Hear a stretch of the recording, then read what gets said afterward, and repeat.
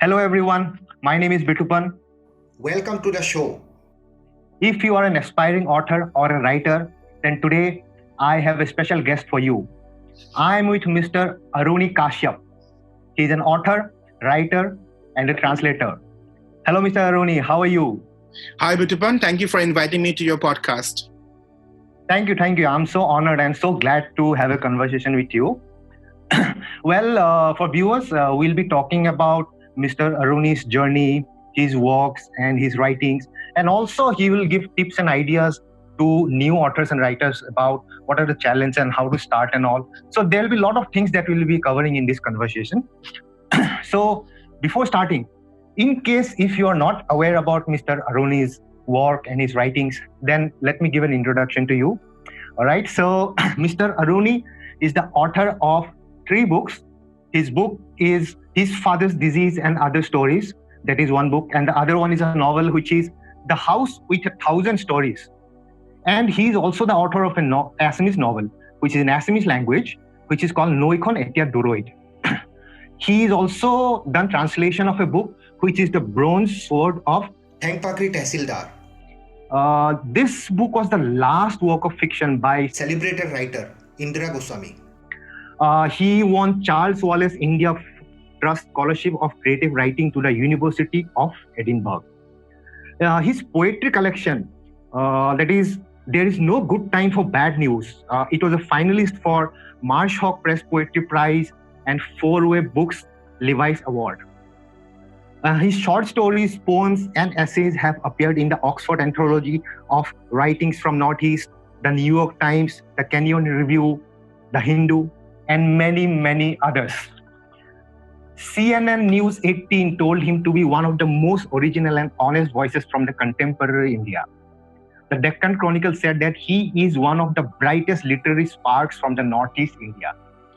Also, he is an assistant professor of creative writing at the University of Georgia.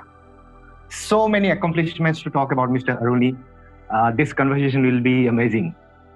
I'm looking forward for it, and thank you so much for your generous introduction, Bitupan. All right, so let's start with the very first thing that I want to know is how did you get started? I mean, how did you get interest in writing? Was there anybody in your family who was a writer? How did you start it? Can you brief me about that? Yeah, actually, writers are writers because they like to write, and that is why they start writing.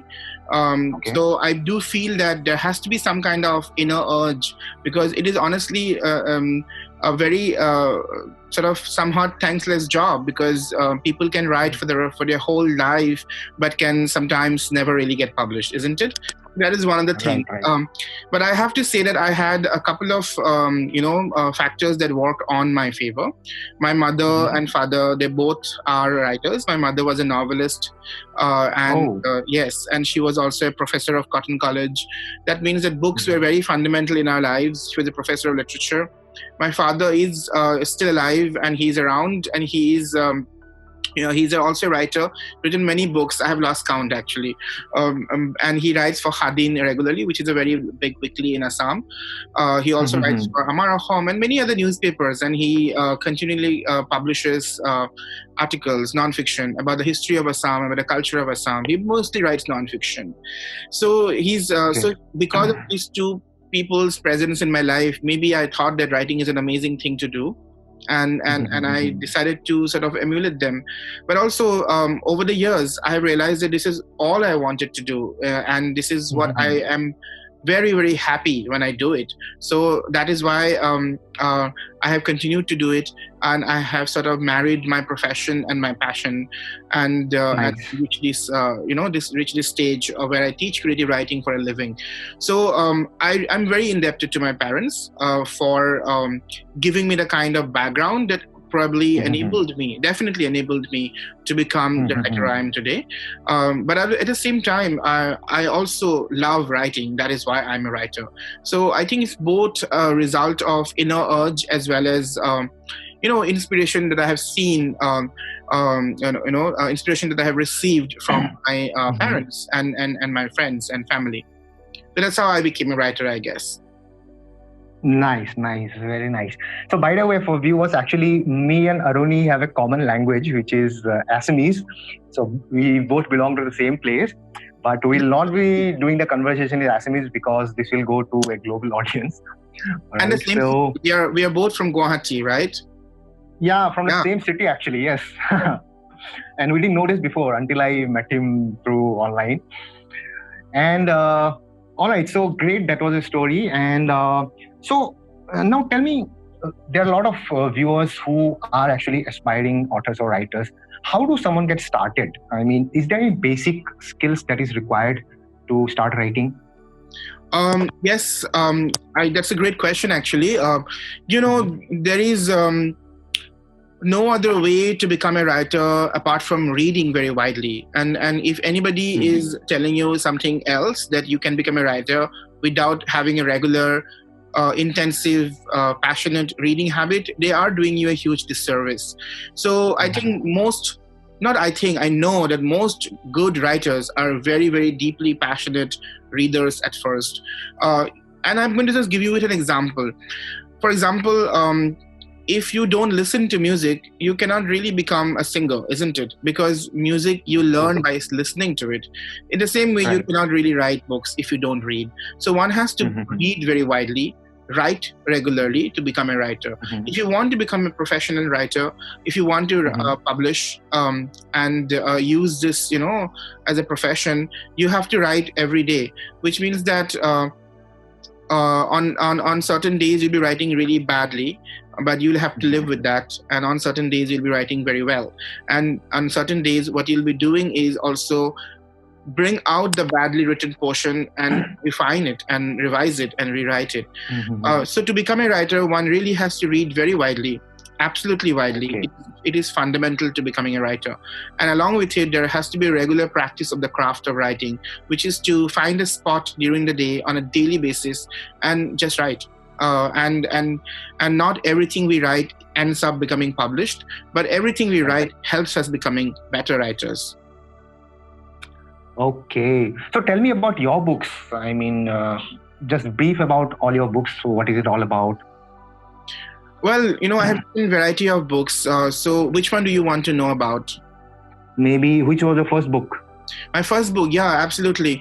My first book is called The House with 1,000 Stories. It's right next to me. Okay. I can show the cover. So Penguin has released this book recently in a new cover. It's called The House with 1,000 Stories. As you can see, there's beautiful Krishnachura pictures on the cover, Krishnachura full.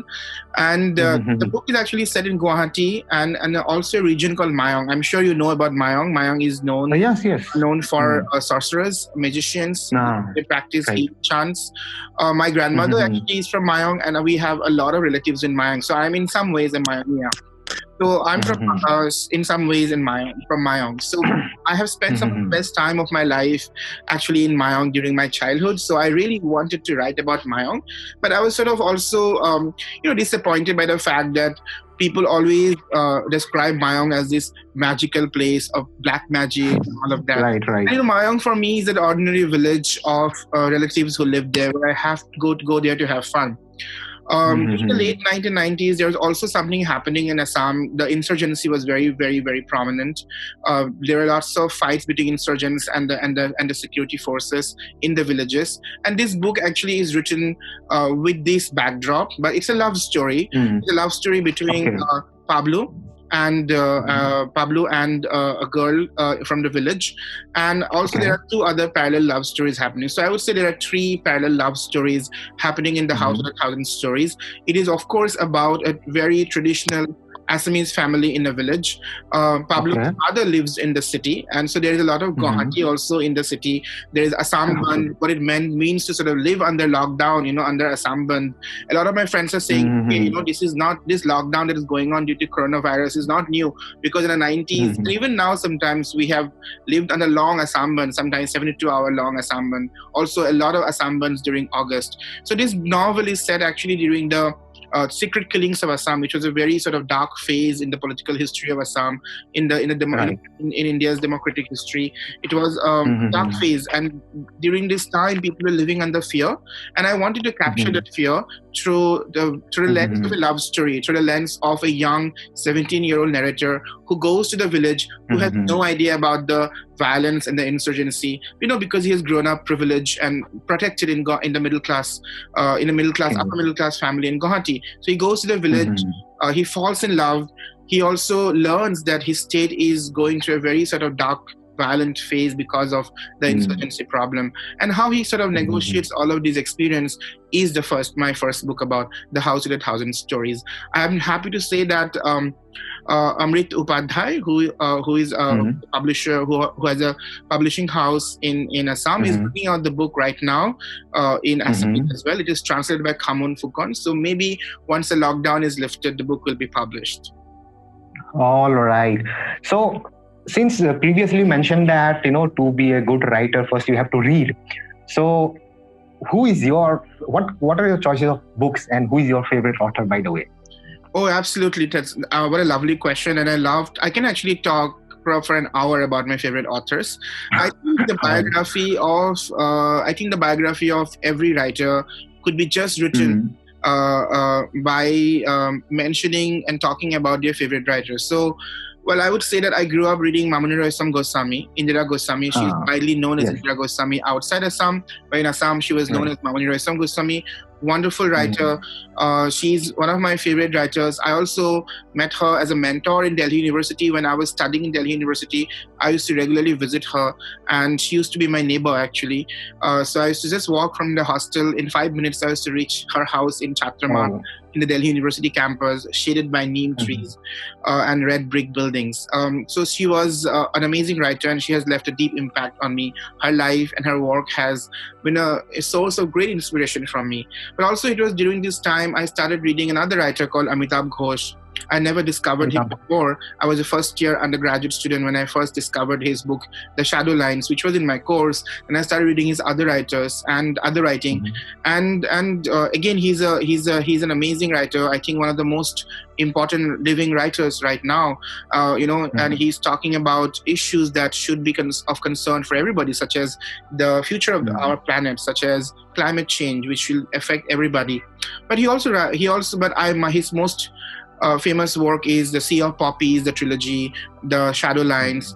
Along with Amitabh Ghosh, at the same time, I also started reading another writer who is an American writer called Toni Morrison, whose work has sort of helped me, figure out my own voice and has told me what is important for me, because Toni Morrison's characters are rural, or for small towns, and they're not as privileged as most of the characters that I see in Indian English fiction, where people can just go to Los Angeles or New York at a drop of a hat, goes to London. Those are not the kind of characters and family I grew up with. I come from a middle class family for whom going to Delhi needed planning, let alone London. So even to come to Delhi, we had to sort of, plan it ahead so that it doesn't dent our monthly budget. So I come from a middle class family like that. And Toni Morrison's characters in rural America, in small town America, are the kind of characters that I'm familiar with. And of course, Toni Morrison is an amazing writer who actually is very political, but at the same time is also an amazing storyteller, one of the finest storytellers of the world. So these writers have left a profound impact on me. But I also love Gabriel Garcia Marquez. I also love the works of, I love God of Small Things, which is Arundhati Roy's first novel. I absolutely love William Faulkner. One of the other writers who I deeply admire is South African writer Nadine Gordimer, and who is no more, but I grew up also reading her work as an undergraduate student and a postgraduate student. These works have left a sort of profound impact in my life, and I count them as my most favorite writers. Okay, great. So, since you have published 3 books, so can you talk about publishing? I mean, what are the difficulties somebody face while finding publishers, or did you personally find any difficulty in getting a publishers? Yes and no, in the sense that when I wrote my first novel, I sent a manuscript, I emailed the manuscript to a British literary agent, and nobody was there to actually advise me. I wish someone was there to advise me, but I just thought this agent sounds cool, and I sent it to him. And by some kind of luck, he accepted my book. and he sent it to Penguin, and Penguin gave me a contract, and that's how my first book came out. And I still have a literary agent who lives in Delhi, and they help me finding the publishers, negotiate the advance, negotiate other things and terms and conditions that are in the contract. So that is one way of going to publish. But I also publish in Assamese. So in publishing in Assamese meant that I had to actually approach publishers, and the first publisher I approached for my Assamese novel rejected my novel, and then I went to a second publisher, and they were happy to publish me. So you go down that route, But the regional literary publishing and the English literary publishing are very different. So, and in India, the publishing industry, I think there are many planes in which the publishing industry. There are many local presses where it is a sort of, where you can publish there. There's smaller publishers, independent publishers, where you can just directly email them to publish a book. But for the large corporate publishers, you probably need an agent, or you need some kind of, a reputation. So if you have been publishing in magazines, in literary magazines, or if you won an award, like a competition, literary competition, then I think it is easier for people to get a publisher, because then you already have a body of work that has received some kind of support and acclaim. Then the publishers are sort of, they tend to invest on you more if you have a body of work that has received some kind of reputation. So there are different ways. You can go the traditional route of looking for an agent. Some people just directly approach publishers on the basis of work that they have published in magazine. Some people write to independent publishers, small publishers directly, and deal with them directly.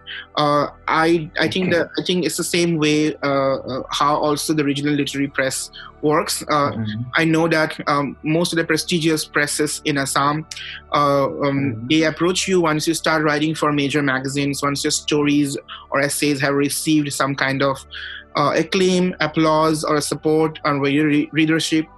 Sometimes people write a novel and they or most of the publishers are in a place called Panbajar in Guwahati. They just go there and say, would you like to accept my book and consider it for publishing? And then they go to door and they find a publisher. That's one way of doing it. I don't know much about self-publishing because I've never done it, but people do self-publish as well. And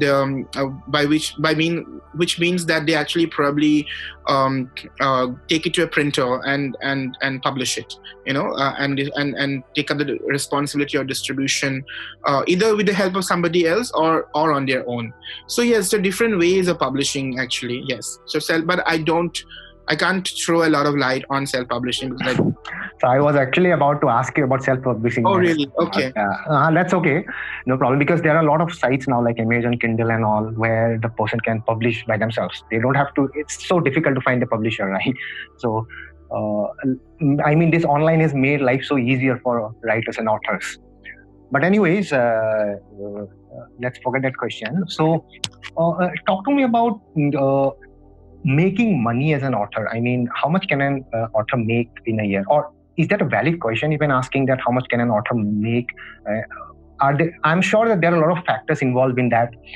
And also a follow-up question is, can somebody earn a living just by writing? Yeah, I just want to probably tie it up with the self-publishing question because you're already anyway about to ask me. I think self-publishing works also in different economies. It works differently. For example, there are many writers here in the US who actually self-publish through most of the platforms that you just mentioned, but a lot of them write commercial fiction. They either write romance, they write fantasy, they write erotica, they write adventure stories, anything. So I think there's a big readership for commercial fiction, and people like a lot of writers who became international bestsellers of commercial fiction, such as the Twilight series. If I'm not wrong, it was actually initially self-published, probably, or maybe I'm wrong. But many other, like for example, another writer, Cassandra Clare, she was publishing in a fan fiction website. Excuse me, in a fan fiction website. So then eventually people found her and she became popular, and I think other writers publishers picked up her books. So self-publishing is definitely a way of reaching an audience and sometimes even gaining money. But at the same time, the problem in India is that we have to ask is the ebook, does the ebook actually has has it reached that wide audience? That's the main question. So here people read on e-readers all the time. People read self-published books all the time. People just buy it on the online. They buy the hard copy or the soft copy and they read it. But in India, the English language readership is still probably 10% or 8% of the entire population, and so I don't really know if the questions that we or the observations that we make about self-publishing in a developed economy and the observations that we make about self-publishing in a in an underdeveloped economy or developing economy are going to be same, because people have spending power. People have also very, very wide readership of English language books. That is why self-publishing works. But again, in the commercial space, it works much better. I do think authors can earn a living, but I think it is easier for writers who write in the multiple popular genres, as I say, commercial publishing, fantasy, adventure stories, mystery, romance, erotica, all of these different kinds of genres. These are the ones that actually it is easier for people to. But if you're thinking about serious, literary fiction. And literary fiction is the kind of fiction that actually it probably will not sell very widely, but you're writing with the vision that this is going to change the conversation about some things in the society. It is going to be thought-provoking because it has a certain kind of social responsibility with literary fiction.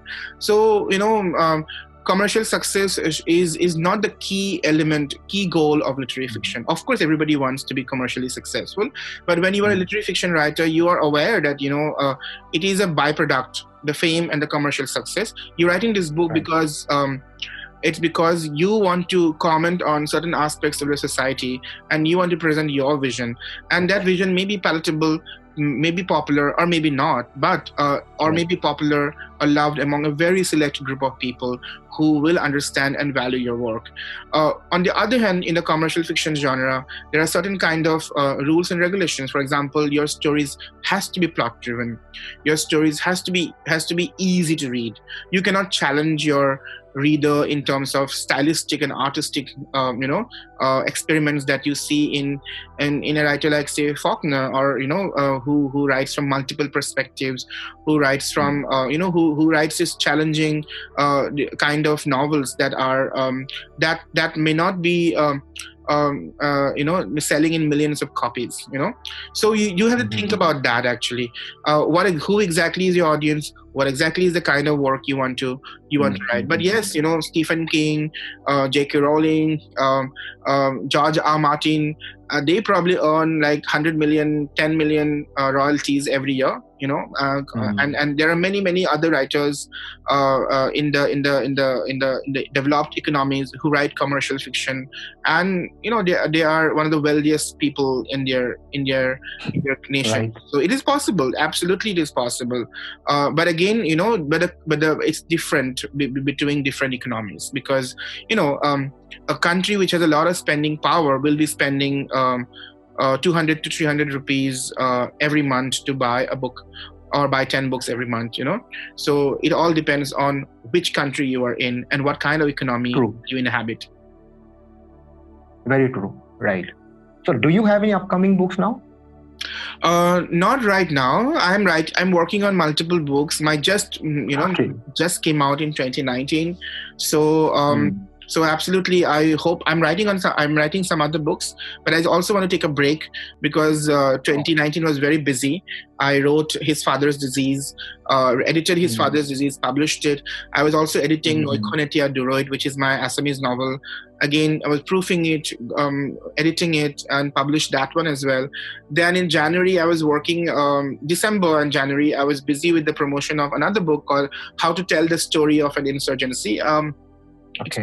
It's published by HarperCollins, HarperCollins Publishers, and this is an anthology of 15 short stories that are all written by various writers from Assam. I just curated the stories and edited it, because I wanted to provide a glimpse of what it means to live under Assam in the middle of violence. How people have coped with it, how people have been affected by it, because the media doesn't really sort of cover a lot of these issues. So I thought that stories can go a long way in generating conversation about this. So yes, I have had a very busy year.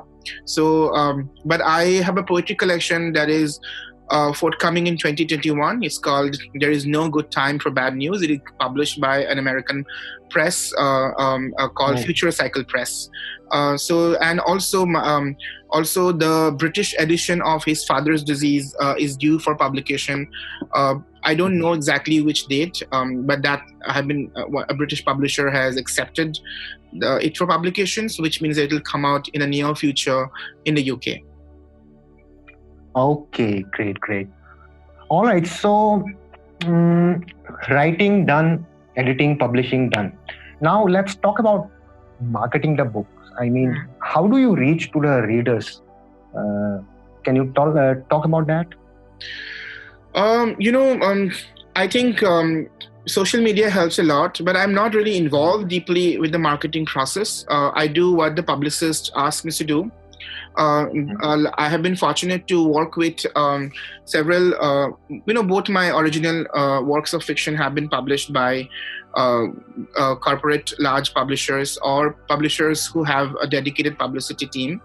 So as a result, I have been sort of following their cue. They send out books for reviews to magazines. They follow up with them. They do social media stories and sort of publicize it on social media. So I have been sort of fortunate to have that. I'm not really involved with the marketing side of things as actively as as actively as probably as people would imagine. Yeah, I'm on social media, and people follow my handle or my publisher's handle. They get to know. Publicity also means that you have to organize. The publisher organizes book talks or book launches, book events, online events like this you are doing. This is also part of marketing and publicity. So whenever somebody invites me, I love to go and do that. Not just to sell my book, because I really like meeting new readers. For me, meeting new readers is more important than anything else, because I'm aware of the kind of work I'm doing. It tries to begin new conversations, and I'm more interested in that, and that's why I go for all events or book readings and so on. Okay, so great. So before we conclude, any piece of wisdom to the upcoming authors and writers? Well, I think as I said in the beginning of this conversation, if anyone wants to become a writer, they really have to read. Absolutely. They have to read very widely, indiscriminately. They have to be completely omnivorous when it comes to reading. There is no other way. There's absolutely no other way. If you want to become a good writer, if you want to become a successful writer, you have to read. If you want to have a good readership, you have to read, so that by reading all other writers very closely, you can derive inspiration from them. You can learn their techniques and use them in your own fiction. That's how it is. So that's my advice. Please read indiscriminately. Read anything, everything, and then eventually you will find what you really want to write, in what style you want to write, what genre you want to write. But reading in an omnivorous fashion is very important. Okay. All right, so let people know where they can find you online and where they can find your books and your other work. Can you tell about that? Yes, absolutely. My readers, if they're interested, they can follow me on Instagram, Facebook, as well as Twitter. I have a Facebook page that is maintained by a friend. And I also have a Twitter handle that I maintain, of course. I don't like to do a lot of Facebook because it is very distracting. That's why I request my friend to do it. And I go there very occasionally just to sort of see something on my page.